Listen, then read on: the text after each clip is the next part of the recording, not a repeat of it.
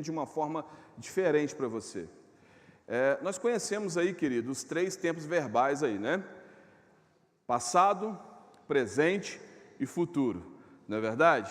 E a ceia também, nós vamos entender hoje, que a ceia, ela mostra para a gente o que Cristo já fez, ela mostra para a gente o que Cristo está fazendo num tempo que se chama agora, e ela mostra o que Cristo ainda vai fazer no tempo que virá.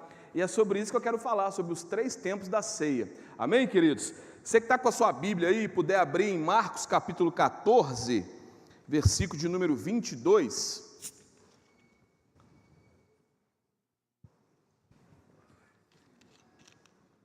Marcos 14, a partir do versículo 22. A Bíblia diz o seguinte para nós, E comendo eles, tomou Jesus o pão, e abençoando, partiu, deu-lhe e disse: tomai, comei, isto é meu corpo. E tomando o cálice, dando graças, deu-lhe, e todos beberam dele. E disse-lhe Jesus: esse é meu sangue, o sangue do Novo Testamento. Eu gosto muito de uma tradução que está assim, esse é meu sangue, o sangue de uma nova e eterna aliança. E ele continua dizendo: porque por muitos é derramado. Em verdade vos digo, que não beberei mais do fruto da vide, até aquele dia em que o beber, novo no reino de Deus. Feche seus olhos por um instante, quero orar por essa palavra. Senhor Jesus, nós te louvamos nessa manhã, declaramos, Pai, que o Senhor é o nosso Deus, é o nosso Pai, o seu sangue derramado na cruz, meu Deus, nos trouxe vida e vida em abundância, e que nessa manhã nós possamos entender de fato aquilo que o seu Espírito tem para falar, que possamos ser sensíveis à sua voz, em o nome de Jesus. Glória a Deus, né? Querido, o culto de ceia, essa mesa que é posta aqui todo mês para você, a nossa comunidade evangélica, a nossa igreja, ela decidiu participarmos da ceia sempre no segundo domingo de cada mês. Então todo segundo domingo você vai estar participando dessa mesa. Ela se tornou, infelizmente, em muitos lugares, um ritual frio.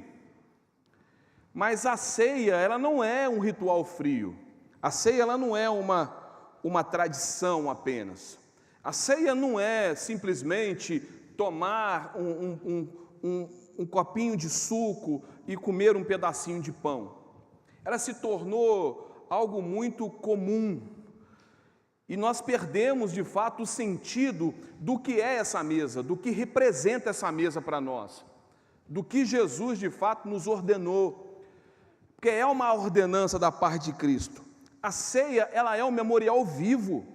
A ceia, ela se torna um momento de comunhão entre os irmãos. E por isso, da importância, da necessidade de nós participarmos dessa mesa, de nós ceiarmos juntos todos os meses, né?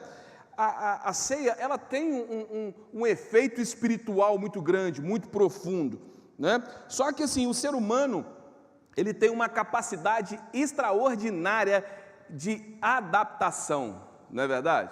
Quer ver uma coisa? O mundo, tem pessoas que conseguem morar lá na Sibéria. Tem alguém que chama Sibéria aí? Não, né? Não? Tem não? Tem gente que consegue morar lá na Sibéria, onde a temperatura é muito baixa, e as pessoas, elas conseguem, mesmo nessa temperatura extrema, a muitos graus abaixo de zero, elas conseguem se adaptar àquele sistema de vida. Em contrapartida, tem pessoas que conseguem morar lá no Saara. Tem alguém que chama Saara aqui? Não? Né? Tem pessoas que conseguem morar lá também, ou seja, com coisas completamente diferentes, já um nível de calor também que chega ao extremo. Tem gente que consegue morar em Juiz de Fora, não é verdade? Que de manhã está calor, na hora do almoço esfria, de noite chove. Não é assim, querido? Juiz de Fora, parece que assim, Deus falou assim: eu vou pegar essa cidade, eu vou colocar todo o clima, tudo num dia só para confundir a cabeça deles. Não é verdade? É assim. Então assim, nós como seres humanos, nós temos a capacidade de adaptação, querido, adaptação. E como isso é possível? Porque o ser humano é assim. O ser humano ele consegue se adaptar muito rápido, muito fácil, né? Por um lado, isso é bom, claro que é bom, porque permite que nós sobrevivemos em ambientes hostis. Então, assim, isso é muito bom. Mas, por outro lado, isso pode ser algo muito perigoso. Por que, pastor, pode ser perigoso? Porque existem coisas que nós jamais deveríamos nos acostumar. Pecado, por exemplo, nós não deveríamos nos acostumar com o pecado. Tem pessoas que se acostumam. Nós não deveríamos nos acostumar com uma vida medíocre. Muitos acostumam. Nós não deveríamos nos acostumar com um ritual que muitos têm como algo comum. E muitos se acostumaram com isso. Eu vou lá simplesmente para comer um pedacinho de pão, tomar um pouquinho de suco, e se acostumaram com isso. E nós não deveríamos nos acostumar, querido, né? O que nós estamos fazendo aqui hoje não é algo meramente natural. Um culto de ceia, querido, é algo muito profundo, algo muito profundo. Por quê? Porque Jesus te deu a oportunidade e o privilégio de você sentar na mesa dele, ou na mesa com ele, e desfrutar dele próprio. Coisa que nós não imaginaríamos lá atrás, né, querido? Coisa que nós, em momento nenhum, né, conseguiríamos entender. Porque é o seguinte, a religião, ela tem o costume de afastar as pessoas de Cristo e não de aproximar. E durante muito tempo, talvez, você aprendeu assim, você não pode tomar ceia. Por quê? Porque você está em pecado. Você aprendeu assim, querido? Aprendi assim também. E o ritual da ceia, o dia da ceia, para muitos, tem se tornado um dia, o pior dia do mês, o pior dia de reunião dele na igreja, porque ele sabe que ele vai estar lá e não vai poder tomar, porque alguém falou para ele não tomar. E o pior, vai ter sempre alguém do lado olhando, vai assim, você não está tomando, então quer dizer que você está em pecado, não é assim? Querido, lembra que a gente falou aqui sobre as pedras? Quando eu estou com pedra na mão, a minha intenção é jogar na cabeça do irmão, mas quando eu largo a pedra, eu consigo puxar meu irmão para cima. Então a ceia nunca foi um ritual de culpa e de condenação, pelo contrário. Então eu quero trazer esse entendimento para você hoje, para você entender o que esse momento, o que essa mesa de fato representa para você, o que a mesa representou, o que ela já fez, o que ela está fazendo e o que ela ainda vai fazer. Olha o que a Bíblia vai dizer em 1 Coríntios capítulo 11, versículo de número 23. Aí é o texto que nós sempre usamos aqui, que Paulo fala. Paulo fala assim, porque eu recebi do Senhor que eu também vos ensinei, que o Senhor Jesus, na noite em que foi traído, ele tomou o pão, e tendo dado graça, partiu e disse, tomai e comei. Isso é meu corpo, que é partido por vós. Fazei isto em memória de mim. Semelhantemente também, depois de cear, tomou o cálice, dizendo, esse cálice é o novo testamento no meu sangue. Fazei isso todas as vezes que beberdes o quê? Em memória de mim. Aí o versículo 26 diz assim, porque todas as vezes que comeis esse pão e bebeis esse cálice, anunciais a morte do Senhor até o quê? Por que Paulo escreve esse texto aqui? Porque estava exortando a igreja de Corinto, isso aí você já sabe, né, querido? Havia desordem no meio do povo, era um povo muito complicado, né? Tinha gente que se embriagava com o vinho da ceia, né? Tinha gente que comia o pão antes da hora, né, querido? Havia divisão e confusão entre eles. Será que isso aí ainda faz parte muitas vezes do nosso meio? Não deveria, porque hoje nós temos esse entendimento. Aí Paulo então exorta eles, corrige eles e mostra para eles que a ceia deveria ser tomada com reverência, com discernimento e de uma maneira apropriada. Foi isso que Paulo fala. E aí, querido, volta o versículo 26 para mim, está aqui. E aí nesse versículo 26 ele fala assim, todas as vezes que comeres esse pão e beberes esse cálice, vocês vão anunciar a morte do Senhor até que Ele venha. Então quando nós olhamos para a ceia, quando nós olhamos para essa mesa, nós precisamos entender de uma vez por todas, que nós devemos olhar para a ceia, com o olhar do que Cristo fez, com o olhar do que Cristo faz, e com o olhar do que Cristo ainda vai fazer. Por exemplo, pastor, me explica o que Cristo fez então. Paulo falou assim: todas as vezes que comeres esse pão e beberes esse cálice, vocês vão anunciar a morte do Senhor. Ele não falou isso, né? Isso significa que quando nós celebramos a ceia, nós olhamos para algo que já aconteceu há mais de 2000 anos, porque ele fala, você deve olhar para aquilo, né, para a morte do Senhor. Então Jesus já morreu, sim ou não? Jesus morreu, então eu devo, né, trazer como entendimento algo que já aconteceu há mais de 2000 anos atrás, não é? E o que essa morte, querido, essa morte de Cristo trouxe para mim? É isso que eu preciso entender. Então assim, é muito mais profundo a questão da ceia do que nós pensamos, porque Cristo morreu, sim ou não? Cristo foi até a cruz. Senhor, tinha uma cruz aí, toda vez eu aponto para cá, né? Vou voltar com a cruz para cá, tá, pastor Márcio? Não, eu acho que o senhor também de vez em quando o senhor dá uma olhada para lá, né? Então, quando eu olho para cá, porque sempre ficava uma cruz aqui, então a gente já, né? Então assim, o que a cruz representa para mim e para você? O que a morte de Cristo representou para mim e para você? Olha o que diz Romanos capítulo 5, versículo de número 1. Olha o que Paulo fala, querido. Paulo fala que tendo sido, pois, justificados pela fé, nós temos paz com Deus por nosso Senhor Jesus Cristo. Então a morte de Cristo declara que nós somos justificados pela nossa fé e principalmente que hoje nós não vivemos mais em guerra com Ele. Nós vivemos o quê? Em paz. Então Deus não está brigado contigo.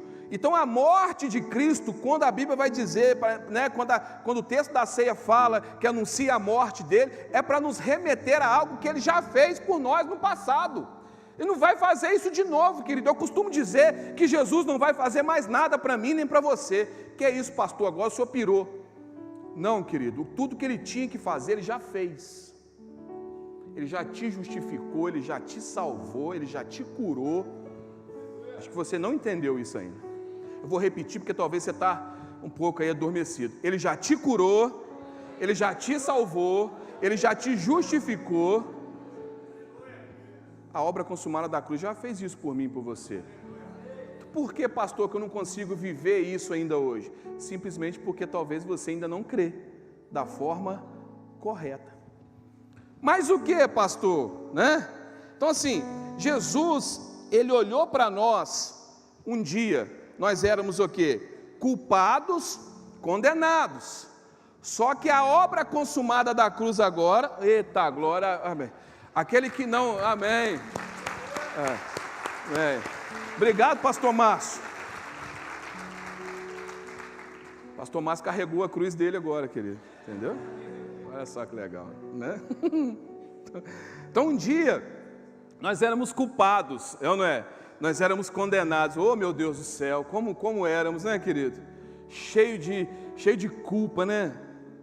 Olhávamos para nós olhávamos no espelho, em vez da gente falar assim, espelho meu, existe alguém mais lindo que eu, nós olhávamos no espelho e falávamos assim, espelho meu, existe alguém mais feio do que eu? Existe alguém com uma vida mais desgraçada do que eu? Quantas vezes, querido? Ô Senhor Jesus, ô Senhor, olha a vida que eu estou vivendo. E quantas vezes nós olhamos no espelho, eu não consigo me livrar desse vício, eu não consigo ser feliz, todo mundo é feliz, menos eu, ó vida, ó céu. Aí queria fazer igual o Didi Mocó, vou suicidar. Não, querida, a nossa vida ela é muito mais importante do que nós pensamos. A nossa vida tem muito mais importância do que nós pensamos. Jesus projetou a minha vida e a sua vida para viver aqui na terra uma vida de paz, de plena paz. E isso Ele já conquistou por nós há mais de 2000 anos atrás. Ah, pastor, mas eu não consigo ser feliz no relacionamento. Talvez porque você está escolhendo mal.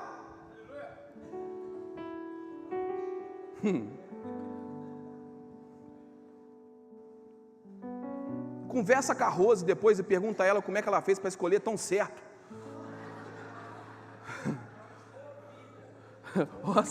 É ou não é, pastor Márcio? Essas mulheres, as mulheres da igreja que já sabem escolher certo, ou não é, pastor Márcio? Ela sabe escolher bem. Depois nós vamos orar por vocês. 21 anos de... Querido, você pode aplaudir o Senhor pela vida do pastor Júnior e da pastora Marilda? 21 anos de casado, querido. O Júnior, eu conheço o Júnior já há muitos anos, né, Júnior? Jogava bola junto, né? No tempo que a gente conseguia correr, né, Júnior? Mas, né? No tempo que a gente conseguia correr, a gente jogava bola. O pessoal não acredita, Júnior, quando a gente fala que jogava bola. 42, olha só. Tantos... 50 anos, olha só, querido, olha. Quem dá mais? Quem dá mais? Nós estamos igual que leilão. 21, 42, 50. Quem tem mais aí? Quem tem mais? Quem tem mais? É assim, querido. E posso te falar uma coisa? Hoje, nos dias que se chamam hoje, esse tempo todo de casado, nós devemos louvar muito a Deus. Porque está um tal de casa separa, casa separa, casa separa e casa de novo. Casa separa. Não, querido. Essa não é a vontade de Deus para nós. Mas talvez você está aqui e você está pensando assim, pastor, mas Jesus pagou pelo meu relacionamento lá na cruz há mais de 2000 anos atrás? Pagou. Jesus quer que você também tenha um relacionamento de paz dentro da sua casa.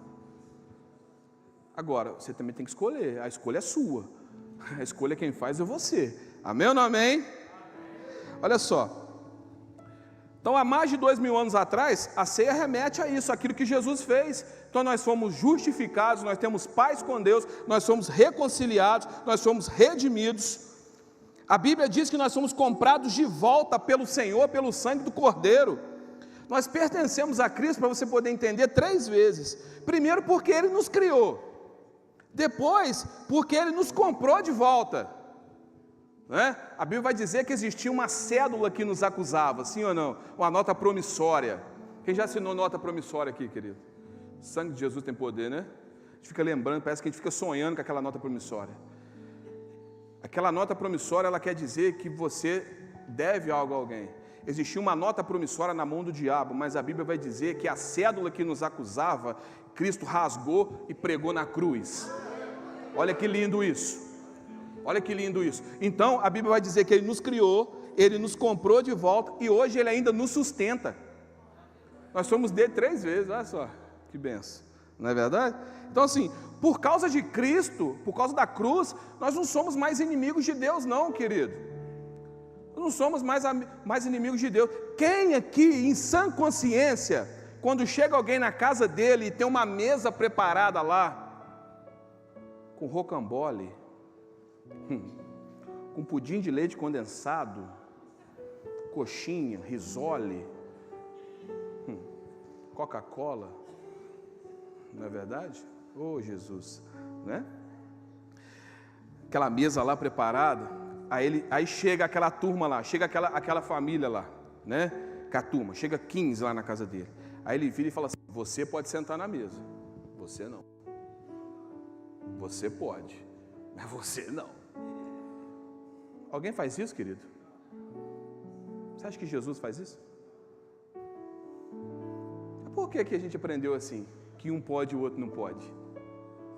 Porque a gente não tem consciência de fato do que Cristo fez para nós, do que essa mesa representa. Essa mesa representa algo que já foi feito. Nós devemos lembrar da morte dele, no sentido de ter revelação daquilo que ele já fez por você.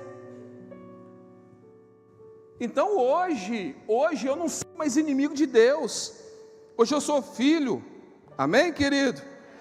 Jesus há mais de 2000 anos esmaga a cabeça da serpente e derrota o inimigo.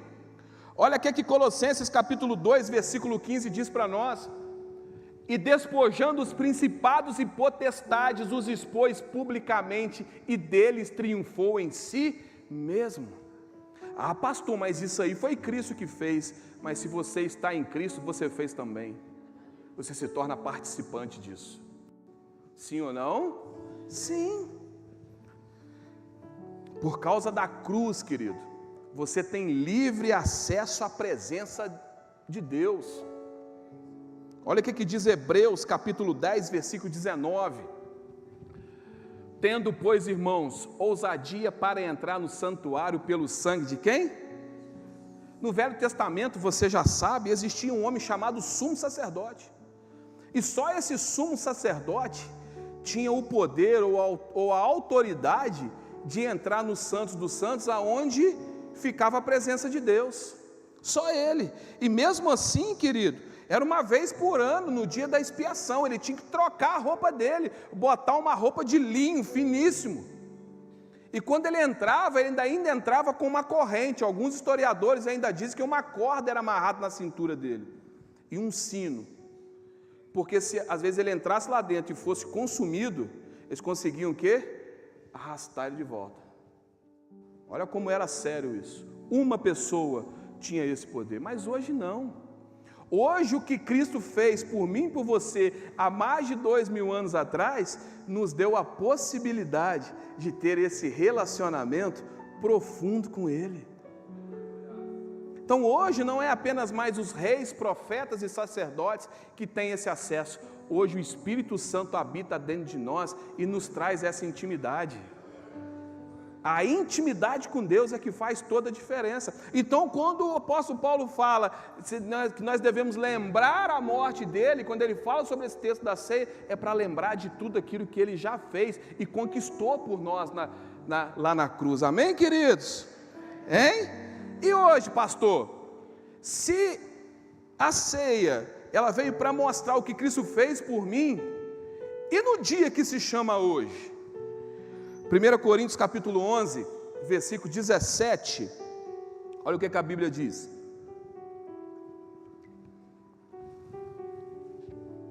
Volta aquela foto ali, deixa eu ver se eu fiquei bem ali. Volta ali, Gabriel. Fiquei bem, meu amor, fiquei. Pode voltar. O texto. A Rosa não gosta que eu fico brincando não, tá, querido? Ela não gosta não, Nisso, porém, vou dizer-vos, não vos louvo, porquanto vos ajuntais, não para melhor, senão para pior. Ai. Isso aqui falando do povo que reunia para comer a ceia. Porque, antes de tudo, ouço que, quando vos ajuntais na igreja, há entre vós dissensões, e em parte, eu creio. Paulo estava ouvindo o que o povo estava falando, mas era como se ele estivesse dizendo assim, o povo está falando esse montão de coisa, mas eu conheço o povo que eu tenho, então eu acredito que isso aconteça mesmo. Versículo 19, diz assim, e até importa que haja entre vós heresias, para os que são sinceros se manifestem entre vós. Ele falou assim, é importante sim, é importante que vocês se ajuntem e entre vocês haja sim algumas divisões, haja sim... Querido, ninguém quer também que as pessoas tenham um cabresto e concordem com tudo. Você também tem o seu pensamento. É por isso da importância de você aprender. Sabe por que da importância de você buscar conhecimento, querido? Porque quando pregarem algo para você lá fora que você não concorda ou que não é sobre aquilo que você acha que é correto, você vai ter base para debater. Não para debater no sentido de humilhar o outro, mas debater no sentido de mostrar uma verdade que talvez para o outro ainda não se apresentou. Eu vou fazer uma pergunta para você aqui, alguns já sabem, mas quem acredita aqui que a verdade liberta? Levanta a mão. Tá. Eu quero dizer para você que a verdade não liberta. Pastor... Mas Jesus disse, e conhecereis a verdade vos libertará. Conhecereis a verdade. O conhecimento da verdade é que liberta. Porque a verdade, ela existe. Por que muitos não são libertos ainda? Porque não têm um conhecimento profundo dessa verdade. Você só é liberto quando você conhece profundamente, quando você tem um conhecimento profundo dessa verdade. Aí você é liberto. Ok? Pegou aí? Vamos lá, versículo 20. De sorte que quando vos ajuntais no lugar, não é para comer a ceia do Senhor. Versículo 21. Porque comendo, cada um toma antecipadamente a sua própria ceia, e assim um tem fome e o outro embriaga-se. Então assim, Paulo, querido, ele fala muito sobre comunhão, sobre a igreja se reunir, né? E a Bíblia vai dizer aqui que eles estavam juntos, no mesmo lugar, estavam na igreja aqui, olha que lindo isso, a igreja cheia, glória a Deus por isso. Só que o problema não era a reunião, o problema era a falta de comunhão verdadeira. O problema não era nisso que está acontecendo aqui. O problema era na comunhão, querido. No relacionamento. Muitos estavam juntos fisicamente, mas divididos espiritualmente. Isso é muito sério. Existe uma diferença, querido, entre estar junto e estar contigo. Quem já bateu nas suas costas? Vem cá, Jorge Cláudio. Volta aqui.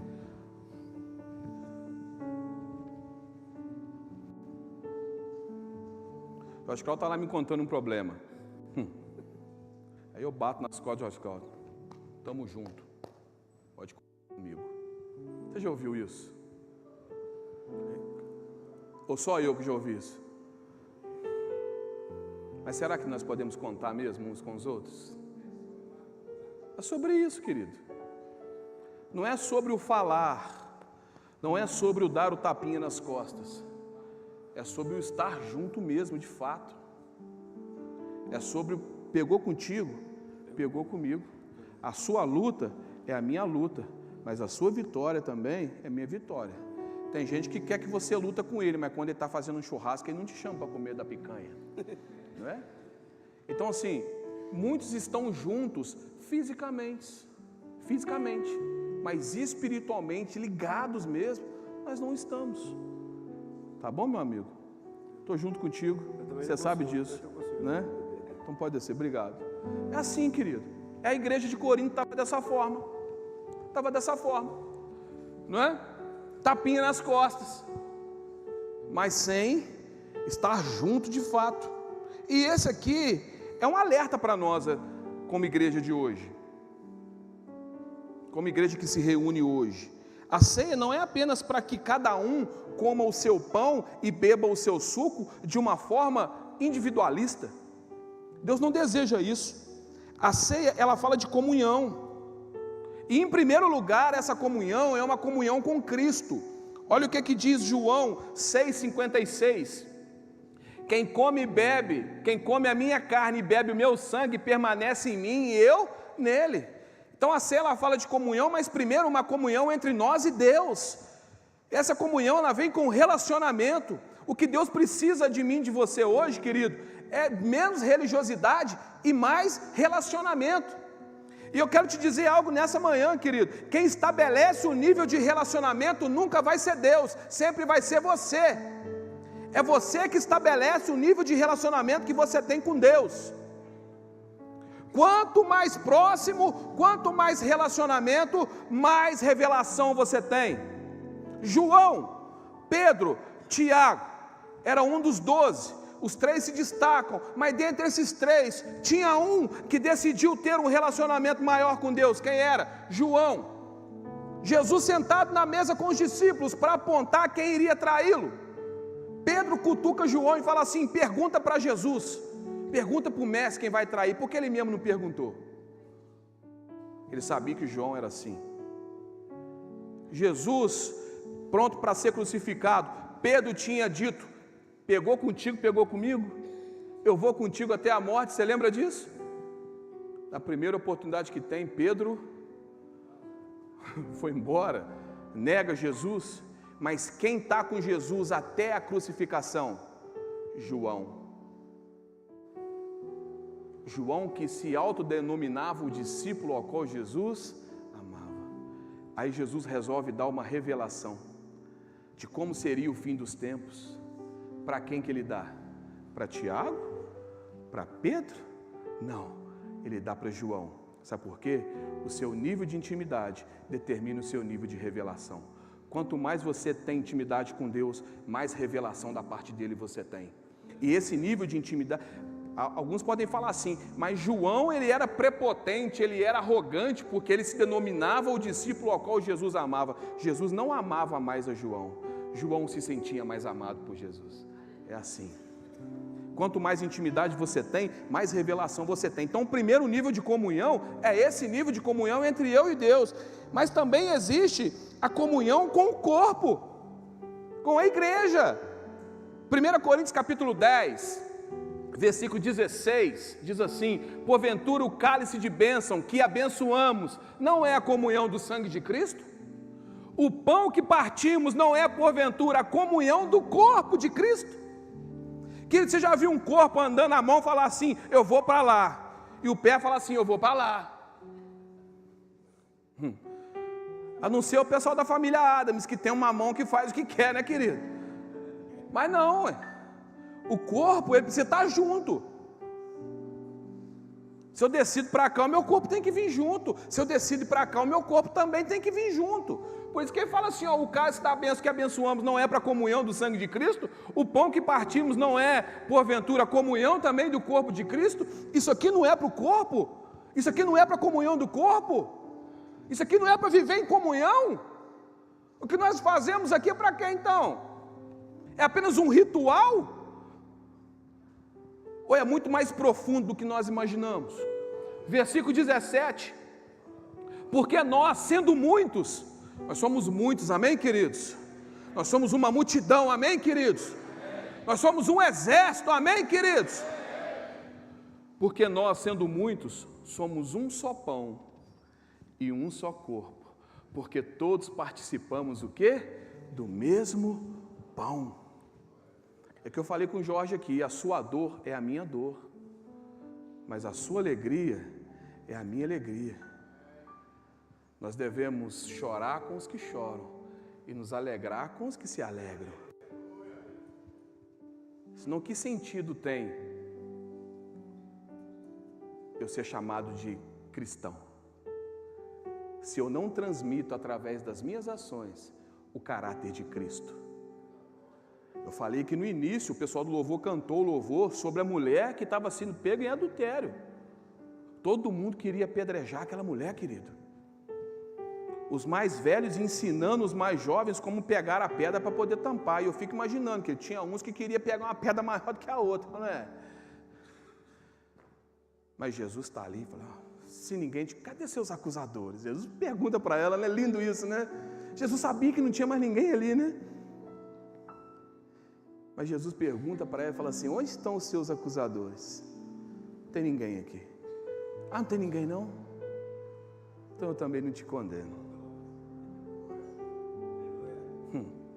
Isso é lindo, querido. A ceia é dia de comunhão, querido. É dia de reconciliação. Então, para te falar que esse momento aqui é o momento de jogar fora mágoas, rancores, divisões. Porque Paulo falou ali, eu sei que entre vós tem muitas divisões. Divisões entre eles mesmos. Eu não gosto do Edu. Eu não gosto do pastor Márcio. Por mais que ele seja bonitão. Eu não gosto dele. Eu não gosto do pastor Dudu. Eu não gosto do fulano. Você está em todo lugar, de menos no corpo. Então a ceia também é um momento para isso. Para nós colocarmos e vestirmos a nossa roupa da humildade e falar assim, eu errei contigo. Eu quero me reconciliar contigo. Esposa, eu errei contigo ontem. Você queria ir no shopping, eu te levei para comer um cachorro quente na esquina. Né, Rose? Eu errei. É dia de reconciliação, de deixar mágoa, rancor. Queridos, dia de perdoar quem precisa ser perdoado, dia de resolver o que precisa ser resolvido. Não existe uma ceia verdadeira sem uma comunhão verdadeira. Isso é o que a ceia representa para nós hoje. É a gente abrir mão, sabe? Muitas vezes, eu falei com uma pessoa esses dias, rapaz, a gente tem que abrir mão muitas vezes da nossa razão. Eu falei isso num casamento ontem também. Casamento muitas vezes é você abrir mão da sua razão em prol do benefício conjugal. É assim. Muitas vezes é assim, vai ter que abrir mão. E você sabe quem que vai abrir mão? Aquele que é mais espiritual, sempre. Vai abrir mão aquele que tem mais relacionamento, porque ele tem mais o caráter de Cristo. Que está mais crescidinho na fé. Eu não posso cobrar, querido, algo de uma criança. Eu não posso chegar em casa e cobrar um almoço pronto da Esther, que tem 8 anos. Mas eu posso chegar em casa e cobrar o almoço pronto da Rose. Só para você poder entender, são níveis. São níveis de maturidade e de responsabilidade. Então a ceia, nos dias de hoje, a ceia no tempo presente, é para isso. De que adianta querido, de que adianta uma família sentar à mesa se cada um fica mexendo no seu celular? Tá, lá em casa tem comunhão, a gente almoça na mesa. Mas cada um com seu telefone na mão, ué. Que comunhão que é essa?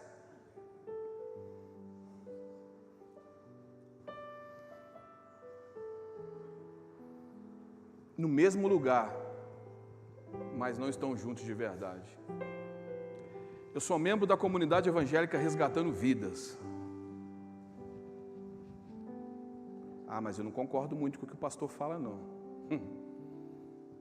Fala aí negócio de cu de mulheres, eu não concordo muito com esse negócio, não. Tem esse negócio de encontro com Deus aí também, eu não sou muito legal. Esse negócio de jantar de casal, não. Querido, você está no mesmo ambiente, mas não está junto. Querido, hoje as famílias, o negócio está tão complicado que tem filho mandando um WhatsApp para a mãe que está na sala. O filho está no quarto, manda um WhatsApp para a mãe que está na sala. Está pronto o almoço? Está no mesmo ambiente, mas é como se não tivesse. Assim também era em Corinto, a igreja a qual Paulo escreve. E assim pode ser conosco também, se a gente não tomar cuidado.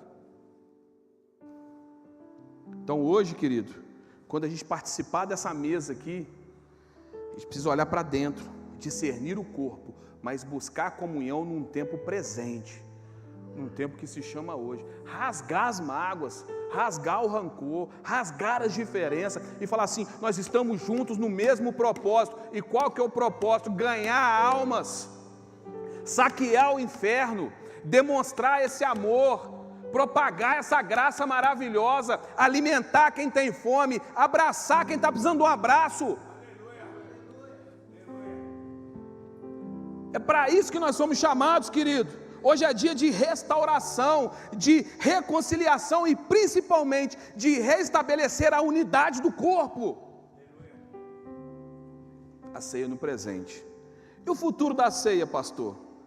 Aí Paulo está lá no versículo 26 daquele texto que nós lemos, ele fala assim: nós devemos celebrar a ceia até que ele venha, ou até que ele volte. Então a ceia, se a ceia apontou para algo que Cristo fez, se a ceia apontou para algo que nós devemos fazer num dia que se chama hoje, a ceia também aponta para algo que vai acontecer num tempo futuro.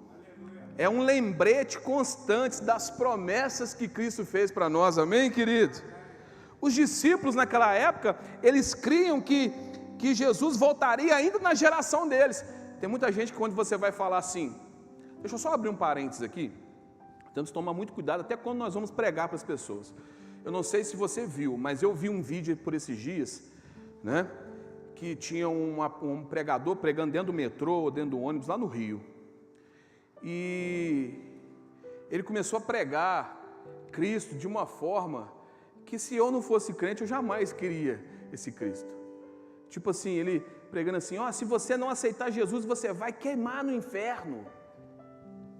Jesus, ele não vai, ele está voltando, e se você não aceitar ele hoje, se ele voltar, você vai viver o resto da sua vida com Satanás e seus demônios, porque você é um pecador. Eu falei: caramba, queridos, até a forma da gente ministrar Jesus hoje, ela muda. Saber que você é pecador, você já sabe. Saber dos seus erros, você já sabe. Eu não estou aqui para apontar o que você fez de errado. Eu estou aqui para te mostrar um Cristo que te ama desse mesmo jeito aí. E que se você decidir chegar até Ele, Ele vai mudar a sua vida de uma vez por todas. É esse Cristo da graça que eu conheço. O Cristo da graça que eu conheço é aquele Cristo que eu cheguei perto dele com 12 anos de dependência química, com 4 internações em comunidade terapêutica, e quando eu decidi abrir meu coração para ele, ele falou: agora sim, agora eu quero mudar a sua vida. Fez comigo, fez contigo, fez com a galera aqui, desde o momento que você decidiu. Agora, eu não vou querer ir num lugar onde a pessoa só me aponta os meus erros, querido. Sim ou não? Então, quando a Bíblia vai dizer até que ele venha, está querendo mostrar as promessas, aquilo de bom que Cristo tem para nós. Em vez de eu falar para uma pessoa que se ela não aceitar Jesus, ela vai para o inferno, por que eu não falo para ela os benefícios que ela vai ter se ela reconhecer esse Deus como o Senhor da vida dela? Não é muito mais fácil eu falar dos bônus, né? Então, o pessoal de Corinto, eles achavam que Jesus ia voltar naquela geração, é por isso que fazia deles pessoas extravagantes com Jesus, pessoas apaixonadas, eles tinham urgência de falar desse amor. Hoje, quando você vai falar que Jesus está voltando, as pessoas falam assim, mas ele está voltando já tem muito tempo, né? E não volta. Sabe por quê, querido? O nosso tempo não é o tempo dele. Agora, uma coisa eu vou te dizer, tem muita gente que tem vivido ultimamente como se Jesus nunca fosse voltar. Só que ele vai voltar. Vai. E se ele voltar, e nós não tivermos de fato nos rendido a essa graça, a esse amor, aí sim nós vamos sofrer as consequências. Como qualquer ato nosso tem consequências, seja consequências boas ou consequências ruins. Jesus ele vai voltar sim.